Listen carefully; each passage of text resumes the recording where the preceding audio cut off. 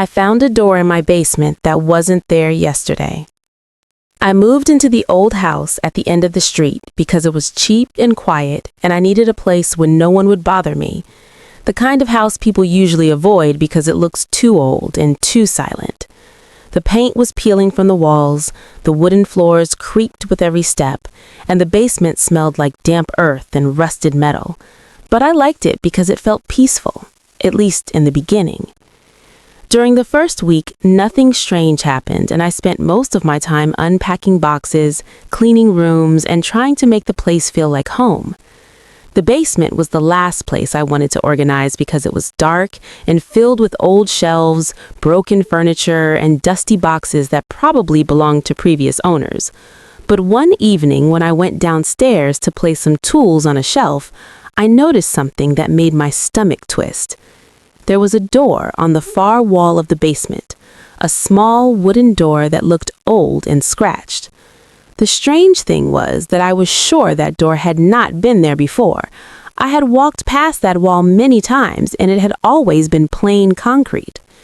I stood there, staring at the door, trying to convince myself that maybe I had simply missed it before, but something about it felt wrong.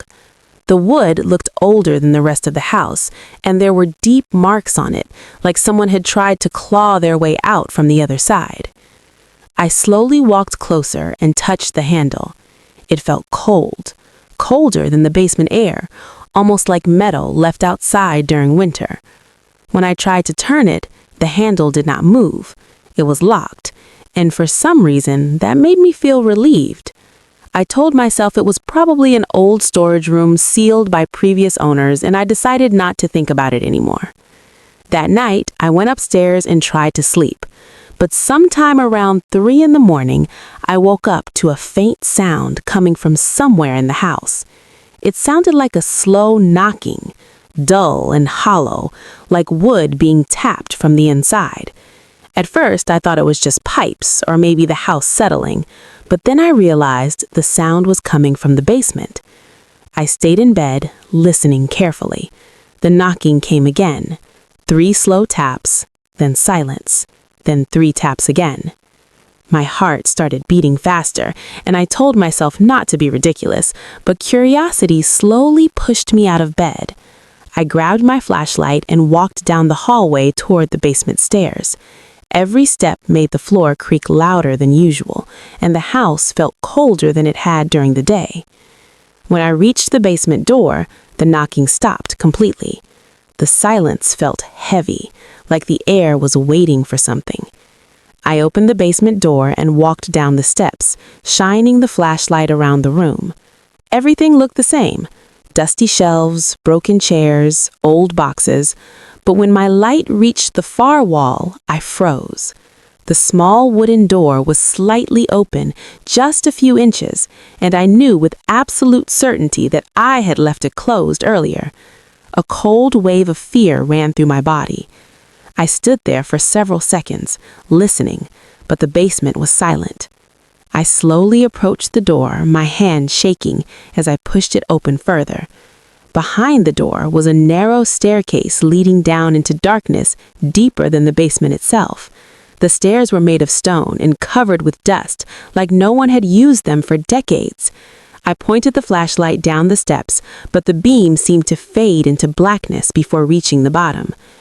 Every instinct told me to go back upstairs, but something stronger pulled me forward. Curiosity mixed with a strange feeling that I needed to know what was down there. I stepped onto the first stair and immediately heard a faint sound echo from below. Something like a whisper carried through a long tunnel. I could not understand the words, but it sounded almost like someone speaking softly, repeating the same phrase again and again. The deeper I went, the colder the air became, until my breath turned into pale fog in the flashlight beam. The staircase seemed longer than it should have been, as if the house above could not possibly hold such a deep space beneath it. After what felt like several minutes, I reached the bottom and found myself standing in a narrow stone corridor. The walls were rough and damp, and the air smelled like old soil and decay. There was only one direction to go: forward. As I walked down the corridor, the whispering grew louder and clearer, but the strange thing was that the voice sounded familiar, almost like my own voice echoing through the tunnel, calling my name again and again. The corridor eventually ended at another door, this one made of dark metal, with deep scratches across the surface. My flashlight flickered as I approached it, and for a moment the whispering stopped, leaving the corridor in complete silence. I hesitated before reaching for the handle, and when I finally pulled the door open, the light revealed a small room with stone walls and a single chair placed in the center of the floor. Sitting in that chair was someone who looked exactly like me, the same face, the same clothes, the same terrified expression staring back from the darkness.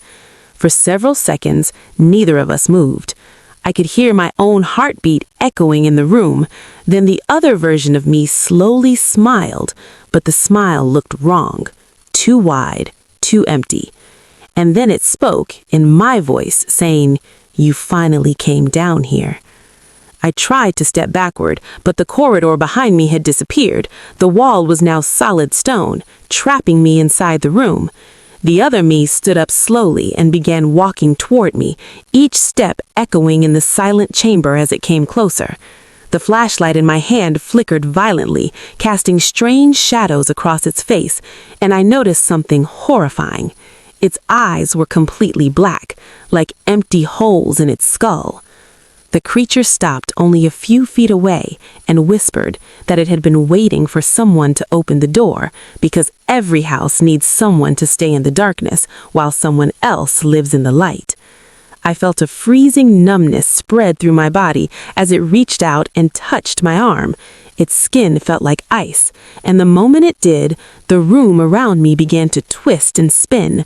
The last thing I remember before everything went black was the creature leaning close to my ear and whispering, "Thank you for letting me out." When I woke up, I was lying on the basement floor of the house. The wooden door on the wall was gone, completely vanished, as if it had never existed. But something felt different. The air felt warmer. The house felt alive in a way it never had before. I slowly stood up and walked upstairs toward the hallway mirror, and when I looked into the glass, my reflection smiled back at me, even though I was not smiling. And that was the moment I realized the thing that came out of the door was now the one living in my house, while the real me was still trapped somewhere in the darkness behind that door, waiting for someone else to find it.